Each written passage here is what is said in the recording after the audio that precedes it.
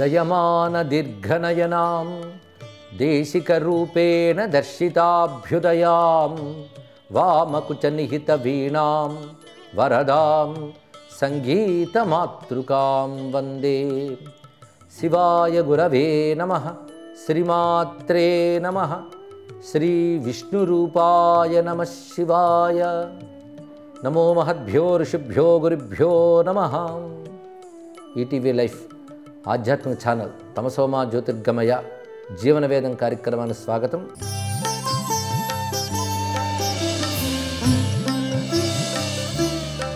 ఒక సమాజం ఎలా ఉండాలి అనే దాని గురించి ఒక రమ్యమైన భావన, ఒక ఆకాంక్ష మనకు వేదాల్లో కనబడుతుంది. అంటే అర్థం, ఆ వేద ధర్మంలోనే ఒక సమాజం యొక్క సమగ్ర స్వరూపాన్ని చూపించారు. సమాజంలో అందరూ ఒకేలా ఉండరు, ఇది ముందు తెలుసుకోవాలి.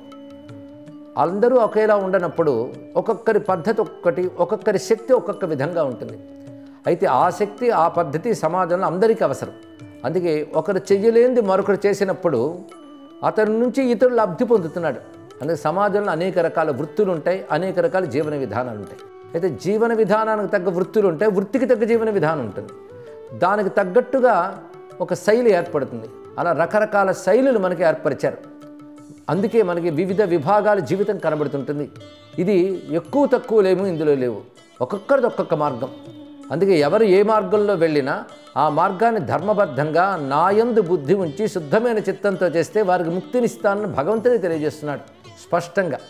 అందుకే వారి మార్గాన్ని వారు ధర్మబద్ధంగా పాలించితే, అది నాయందు బుద్ధిని పాలించితే వారు తప్పకుండా సిద్ధి పొందుతారని భగవానుడే తెలియజేస్తున్నాడు.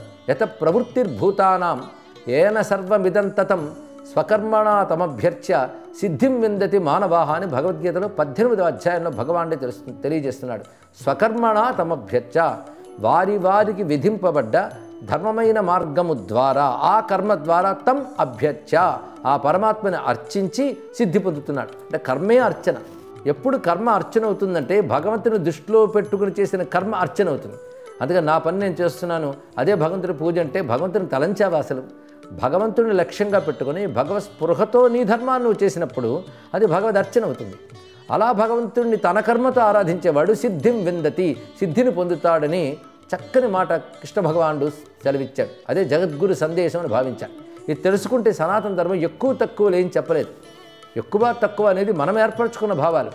కానీ ప్రతి మార్గము అనుసరణీయమే, ఏది ధర్మబద్ధమైనప్పుడు, ఇంకొకరికి హాని కలిగించనప్పుడు.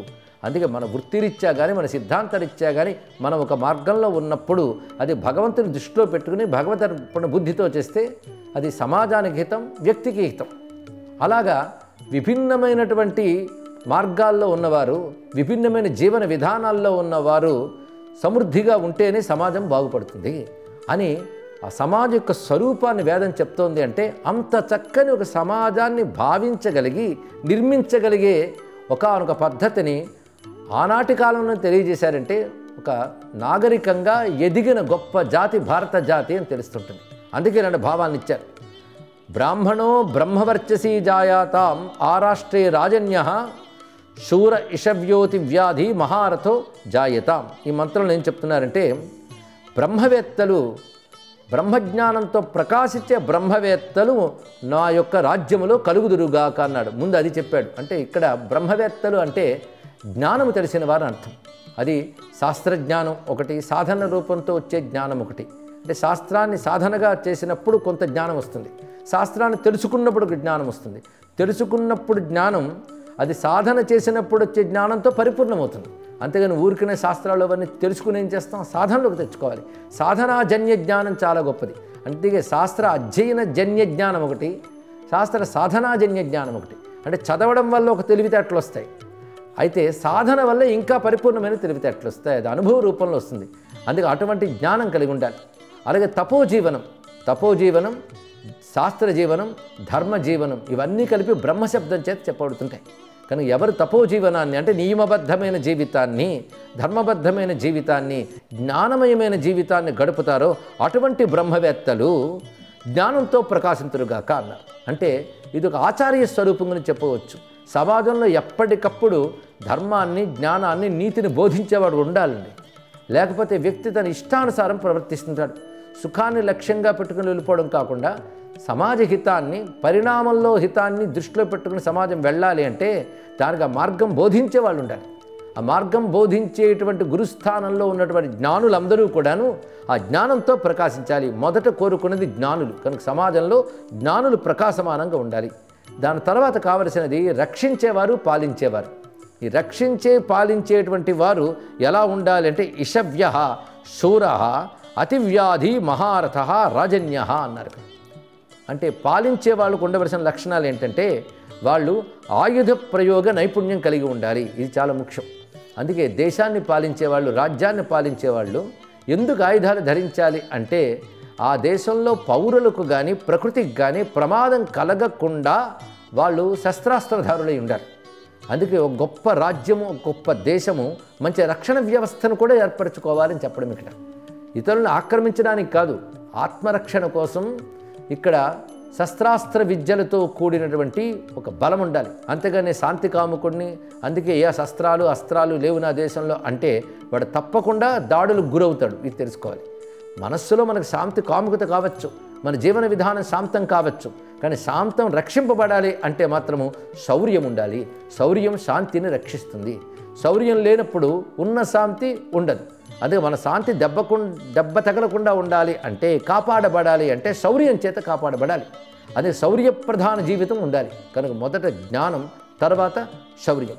అదే బ్రహ్మక్షత్రియ అనే శబ్దంలో వాడేది. ఇది ఒక పుట్టుక ప్రకారంగా, జాతి ప్రకారంగా చెప్పడం కాదు, వ్యవస్థ ప్రకారంగా మనం అర్థం చేసుకోవాలి.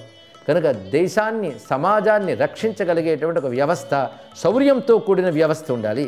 ఆ వ్యవస్థ ఎలా ఉండాలంటే ఎవరైనా శత్రువులు వచ్చి దాడి చేసి అల్లకల్లోలపరచడానికి సిద్ధపడితే వాళ్ళని తిరిగి క్షోభ పెట్టి తరమగలిగేటువంటి పరాక్రమం కలిగి ఉండాలి. అది ఇషవ్య శూర అతివ్యాధి మహారథ రాజన్య అని 4 లక్షణాలు చెప్పారు. పాలించే వాళ్ళకు ఉండవలసిన లక్షణములు. కనుక రక్షణ వ్యవస్థ చక్కగా ఉండాలి, పాలించే పద్ధతి చక్కగా ఉండాలి, శత్రువులను ఎదుర్కోగలిగే పటిమ ఉండాలి. ఇలాంటి రాజన్యులు మా యొక్క దేశములు ఉద్భవింతురుగాక. మొదటి చెప్పింది జ్ఞానవంతులు, రెండవది పాలకులు అలా ఉండాలి. మా దేశంలో పాలిచ్చే ధేనువులు క్షేమంగా ఉండాలి అన్నారు. దోగ్ధ్రీ ధేను ఓఢ అనడ్వాన్. పాలిచ్చే ధేనువులు, అదేవిధంగా దున్నేటువంటి ఎద్దులు మొదలైనవి బాగుండాలి అన్నారు. అంటే వ్యవసాయం గురించి చెప్తాను ఇక్కడ. వ్యవసాయం బాగుండాలి. ఆ వ్యవసాయాన్ని పట్టుకుని ఆధారంగా ఉండేవాళ్ళు క్షేమంగా ఉండాలి. ఈ విషయాన్ని మనకి రామాయణంలో రాజ్యపాలన ఎలా ఉండాలి అని చెప్తూ రాముడు చెప్తాడు. కృషి, గోరక్ష, వ్యవసాయం వీటిని ఎప్పుడు పాలకులు నిర్లక్ష్యపరచరాదు అన్నారు. అంటే వ్యవసాయం మీద ఆధారపడి బ్రతికే వాళ్ళు, పాడి పంట ఇవి క్షేమంగా ఉండాలి అంటే వాటిని అందించే వాళ్ళు క్షేమంగా ఉండాలి. అందుకే రైతే రాజ్యం అనే మాట మనకి రామాయణాది గ్రంథాలు ఇక్కడ కనబడుతున్నాయి. పండించేవారు క్షేమంగా ఉండాలి. ఆ పంటకు సహకరించేటువంటి ధేనువులు, వృషభాలు బాగుండాలి. అదేవిధంగా ఆసుహు సప్తిహి, వేగంగా వెళగే గుర్రాలు మనకు ఉండాలి అన్నారు ఇక్కడ. అంటే వాహనాదులు ఇత్యాదులన్నీ ఉండాలి అని. అలాగే యోషాహ అన్నారు. స్త్రీలు కూడా ఎలా ఉండాలంటే బుద్ధిమంతులై రాజ్యాన్ని పాలించగలిగేటటువంటి నేర్పరితనంతో ఉండాలన్నారు. పురంధీహి అనే మాటకు అర్థం బుద్ధిమంతులై పురాలను పాలించగలిగేటువంటి స్థితిలో స్త్రీలు ఉండాలి అన్నారు. ఒక్క మాటలో స్త్రీలు ఎంత హాయిగా బ్రతకాలో చెప్తున్నారు ఇక్కడ. ఒక ఇంటిని నడపడం కూడా పురాన్ని నడపడమేనండి. ఒక గృహ సామ్రాజ్యాన్ని నడపడం సామాన్యమైన అంశం కాదు. అక్కడ పిల్లల్ని పెంచి పోషించడం, అతిథి అభ్యాగతలు వచ్చినప్పుడు ఆదరించడం, ఆ పిల్లల్ని అద్భుతమైన పౌరులుగా తీర్చిదిద్దగలగడం, దానికి తగ్గ విద్యా సమర్థత ఇత్యాది సంస్కారాలు స్త్రీకి ఉండడం. అది స్త్రీ ఆరోగ్యంగా ఉండాలి, ఆనందంగా ఉండాలి, గౌరవింపబడాలి. అలాంటి స్త్రీలు మా రాజ్యంలో ఉండాలి అని చెప్తున్నాను. దీన్ని బట్టి వేదం యొక్క విశాల హృదయం అర్థమవుతున్నది. అదేవిధంగా యువకులు ఎలా ఉండాలో చెప్తున్నారు. ఎందుకంటే ప్రతి సమాజంలో పెద్ద తరం ఉంటుంది, అలాగే యువతరం ఉంటుంది, బాలురు మొదలైన వారు ఉంటారు, రకరకాల అన్ని తరాల వారు ఉంటారు కదా. ఒక్కొక్క తరానికి ఒక్కొక్కటి చెప్పారు. బాలురు మొదలైన వారు శిక్షణ పొందుతూ ఉండాలి. యువకులు ఎలా ఉండాలి అని చెప్తే రథేష్టాహ సభేయ అన్నారు. అంటే వాళ్ళు వేదికల మీద ఎక్కి సభను నిర్వహించగలిగిన చతురులు కావాలి అన్నారు. అంటే అర్థం ఏమిటి అంటే ఒక విషయం యొక్క సత్యము అసత్యము తేల్చడం కోసం తాము నేర్పరులైన వాళ్ళు మాత్రమే సభలో మాట్లాడగలరు. అలాగా సదసద్వివేకం కలిగి ఉండాలి. ఏది మంచి ఏది చెడు తెలుసుకోగలుగుతూ చెడుని విడిచి మంచిలో ఉండగలిగే నేర్పరితనం కలిగిన యువత మనకు ఉండాలి. ఇది చాలా ముఖ్యం. ఎందుకంటే యవ్వనంలోనే ఆకర్షణలకు లోనై మంచి చెడులు విచక్షణ కోల్పోతారు. కనుక మంచి చెడులు విచక్షణ కలిగి ఉంటూ ఆ విచక్షణ సమాజానికి ఇవ్వగలిగే చాతుర్యం కలిగిన యువత ఉండాలి. అదేవిధంగా యువతకు ఉండవలసిన మరో లక్షణం జిష్ణు వీర. ప్రతి యువకుడు జిష్ణు అంటే విజయ లక్షణం కలిగిన వాడు, విజయశీలుడు, జయాన్ని సాధించగలిగేటట్టు ఉండాలి. అందుకే సక్సెస్ అని అంటుంటాం కదా, ఆ సక్సెస్ని, విజయాన్ని సాధించగలిగేటువంటి సమర్థులై ఉండాలి. అలాగే వీరత్వం కలిగి ఉండాలి. వీరత్వం అంటే పరాక్రమం. ఈ పరాక్రమం అనేక రకాలుగా ఉంటుందండి. కేవలం అవతలాన్ని కొట్టగలిగే శారీరక శక్తి మాత్రమే కాదు, ఒక్కొక్కరిని ఒక్కొక్క వీరత్వంతో జయించాలి అని రామాయణం చెప్తున్నది. వినయంతో పెద్దవాళ్ళని జయించాలట, దాని పేరు వినయ వీరం. చాలా గొప్ప మాట చెప్పారు.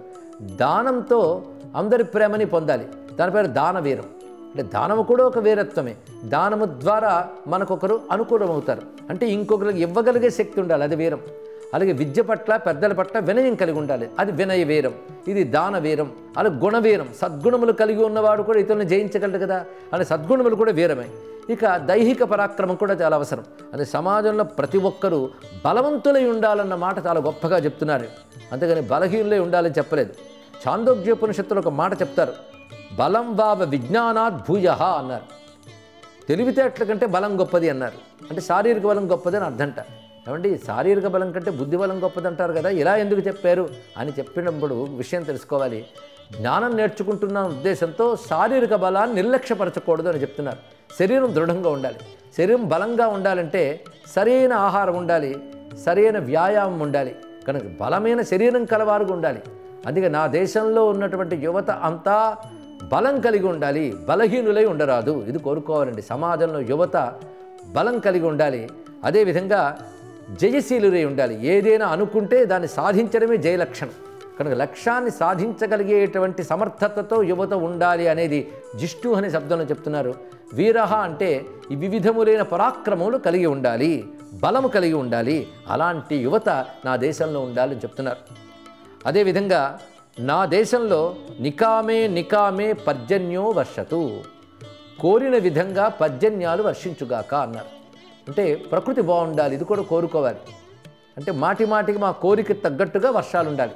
అందుకే రాముడు పాలించేటప్పుడు వర్షములు ఎలా ఉండేవంటే కామవర్షీతు పర్జన్య, కాలవర్షీతు పర్జన్య అని రెండు పాఠాలు చెప్తారు. సకాలంలో వానలు పడేవి, కోరుకున్న విధంగా వానలు పడేవి. వానలు చాలా అవసరం, కానీ అతివృష్టి కారాదు కదా. ఎంత అవసరమో అంత వచ్చేట్టు వర్షాలు కురవాలి అని కోరుకోవడం కూడా మంచిదే కదా.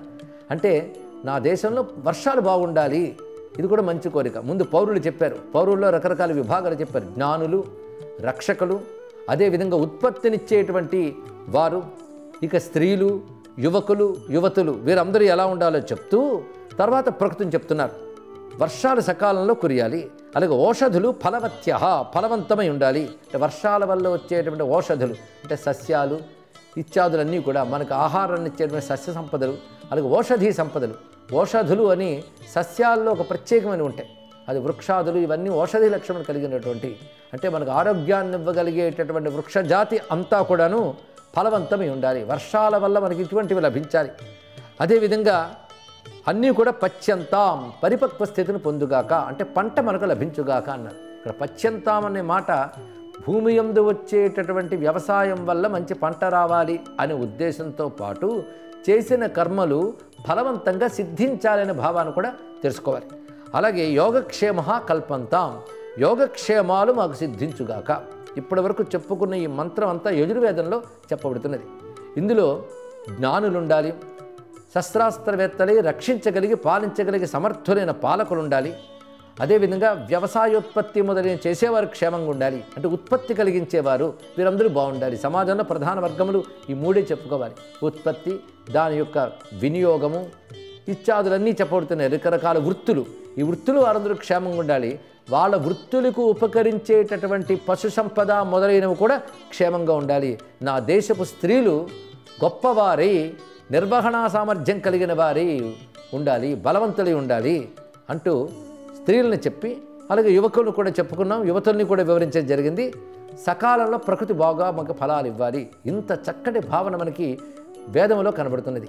అంటే సమాజం యొక్క సంపూర్ణ స్వరూపాన్ని ఇందులో ఆవిష్కరించడం జరుగుతుంది. సమాజంలో ఒక వర్గం వారి అవసరం అన్ని వర్గాలకు ఉంటుంది కనుక అన్ని వర్గాలు కలిసి క్షేమంగా ఉండాలి అని చెప్తున్నారు. అందుకే ఒక వర్గానికి మనం కొమ్ము కాయడం కాదు, అన్ని వర్గాలు క్షేమంగా ఉండాలని కోరుకోగలగాలి. అలా కోరుకున్న గొప్ప భావం ప్రతి వారిలో ఉండాలి. పాలించేవారు ఎలాగో అన్ని వర్గాల క్షేమం చూసుకోవాలి, అంతేగాని ఏదో ఒక వర్గం వారి క్షేమమే చూస్తామనే వాళ్ళ పాలకులుగా ఉంటే అది మంచి పాలన కాదు అని రామాయణంలో చెప్తున్నారు. రక్షిత స్వస్య ధర్మస్య చాతుర్వర్ణ్యస్య రక్షిత అన్నారు. తన ధర్మాన్ని తాను రక్షించుకుంటూ అన్ని వర్ణాల వారిని రక్షిస్తూ ఉన్నాడు రాముడు అన్నారు. ఇక్కడ చాలా గొప్ప విషయం ఇక్కడ. అంతేగాని నా పాలనలో ఫలానా వర్ణాల వారి యొక్క ప్రగతి చూస్తాను ఇప్పుడు పాలకుడు అనకూడదు. అన్ని వర్ణాల వారు అన్ని వర్గాల వారు బాగుండాలి. అయితే వర్ణమన్నా వర్గమన్నా ప్రతి సమాజంలో, దేశంలో, విదేశాల్లో, ప్రపంచమంతా ఈ రకరకాల విభిన్న మార్గాలు వాళ్ళు ఉంటారు, విభిన్న వృత్తులు వారు ఉంటారు, విభిన్న సమర్థతలు వారు ఉంటారు. అందరూ క్షేమంగా ఉండేట్టు చూడవలసిన బాధ్యత పరిపాలకుడిది. ఇది ముఖ్యంగా చెప్తున్న అంశం. ఇక్కడ అందరినీ క్షేమంగా కోరుకోవాలి అని చెప్తూ ఉన్న భావం వేదంలో కనబడుతుంది.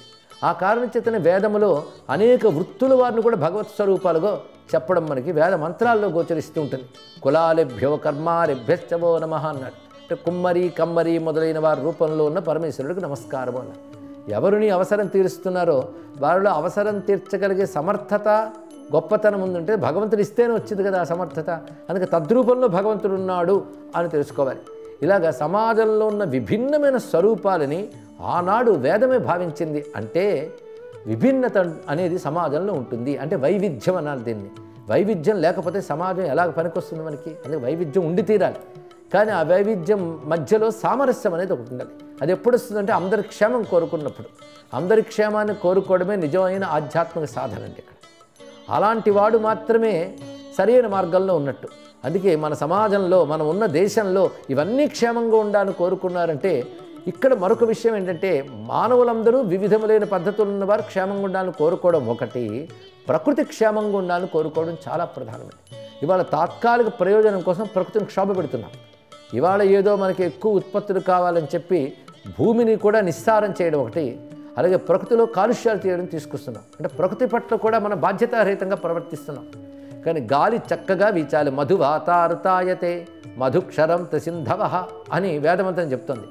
గాలులు మనకు ఆనందం కలిగించేటట్టు ఉండాలి. అలాగే నదీ ప్రవాహాలు కూడా మనకు ఆనందాన్ని ఇవ్వాలి, భూమి ఆనందాన్ని ఇవ్వాలి. అంటే అవన్నీ క్షేమంగా ఉండాలి, వాటి క్షేమాన్ని కాపాడుకోవాలి. అవి మన క్షేమాన్ని ఇస్తూ ఉంటాయి. అంటే ప్రకృతి మనం రక్షిస్తోందని మర్చిపోవద్దు. అలా ప్రకృతి క్షేమంగా ఉండాలని ప్రవర్తతాం ప్రకృతి హితాయ పార్థివ అన్న మాట కూడా చెప్పారు ఇక్కడ. పాలకులు ప్రకృతి హితం కోసం ప్రవర్తించాలన్నారు. కేవలం మనుష్యుల కోసమే మనుష్య పాలకులు కాదు, ఆ మనుష్యులు జీవించడానికి ఉపకరించే ప్రకృతిని కూడా క్షేమంగా చూసుకోవాలి. అంతేగాని అభివృద్ధి పేరుతో ప్రకృతిని క్షోభ పెడుతూ తర్వాత తరాలకి మంచి ప్రకృతి లభించకుండా చేస్తే తప్పు కదండి. ఇవాళ మనం వాయువుని, జలాల్ని, భూమిని కాలుష్యం చేస్తే తర్వాత తరాలు ఏమవుతాయి? ఇప్పటి తరం కోసం చూసుకుంటున్నాం. తర్వాత తరాల్లో అవన్నీ నిస్సారములు, నిర్వీర్యములు అయిపోకూడదు, అవన్నీ ఫలవంతములు కావాలి. అందుకే ఇక్కడ ఈ మంత్రంలో అవన్నీ కూడా పశ్యంతాం అన్నారు. ఇవన్నీ మన ఫలవంతములు కావాలి, తర్వాత తరాన్ని దృష్టిలో పెట్టుకుని వెళ్ళాలండి. దీర్ఘదృష్టి. మనం ఉన్నప్పుడు బాగుండాలి, మన తర్వాత కూడా అందరూ బాగుండాలని కోరుకోవాలి ఇక్కడ. కానీ మనం ఉన్నప్పుడు అందరూ బాగుండాలని కోరుకోవడమే కాకుండా మన తర్వాతి తరాల వారు బాగుండాలనే భావం కూడా మన వేదంలో కనబడుతుంది. వేదంలో పెద్దవాళ్ళైనటువంటి వాళ్ళు క్షేమంగా ఉండాలని మంత్రం ఉంది ఇక్కడ. వృద్ధులైన వారు క్షేమంగా ఉండాలి. అదేవిధంగా తర్వాత తరంలోని యువకులు క్షేమంగా ఉండాలి అని కూడా చెప్తున్నారు ఇక్కడ. అంటే అందరూ క్షేమంగా ఉండాలి. అంతేగాని కొంతమంది మాది యువతరం అని చెప్తూ వృద్ధుల్ని కించపరచడం కాదు, వారి క్షేమాన్ని చూడాలి ఇక్కడ. ఇలాగ సమాజంలో ప్రతి ఒక్కరి క్షేమాన్ని చూడాలని ఒక సామాజిక స్పృహ సనాతన ధర్మంలో కనబడుతుంది, అంటే వేద ధర్మంలో కనబడుతుంది. దీన్ని బట్టి వేదం కేవలం పరలోకానికి పనికొచ్చేటటువంటి దేవతా ప్రార్థనల సమూహం మాత్రమే కాదు, ఉత్తమమైన జీవన విధానాన్ని బోధించేటువంటి సంస్కృతి అని కూడా మనకి స్పష్టంగా తెలుస్తున్నది. అదే ద్వేషరహితంగా ఉండడం ఒకటి, సమాజంలో అందరి క్షేమాన్ని కోరుకోవడం ఒకటి. దీన్ని బట్టి దృష్టి విశాలమవుతుందండి. దృష్టి ఎప్పుడూ కూడా తాను తన చుట్టూ ఉన్న కొద్దిమంది చుట్టూ పరిమితం చేసుకుని వారి బాగు వారి క్షేమం అనే కాకుండా అందరి క్షేమం ఎంత విస్తరించింది అంటే అంతరిక్షం క్షేమంగా ఉండాలి, సూర్యచంద్రాదులు కూడా క్షేమంగా ఉండాలని చెప్తుంది.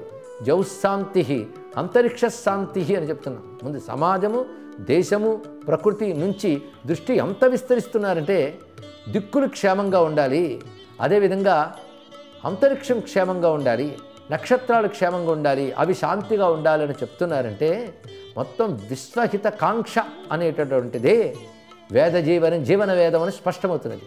వేదధర్మం అంత గొప్పగా మనకు బోధిస్తున్నది. అంతేకాకుండా జీవితంలో దేన్ని నిర్లక్ష్యపరచలేదు.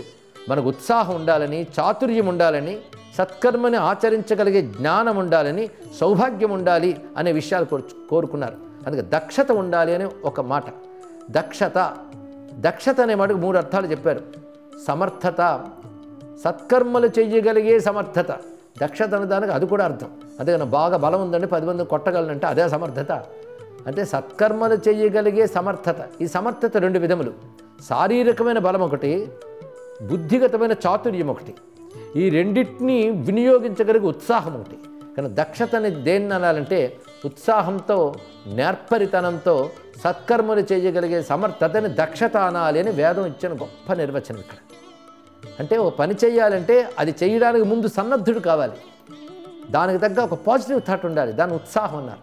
తర్వాత చెయ్యగలిగే నైపుణ్యం ఉండాలి, దానికి చతురత అన్నారు.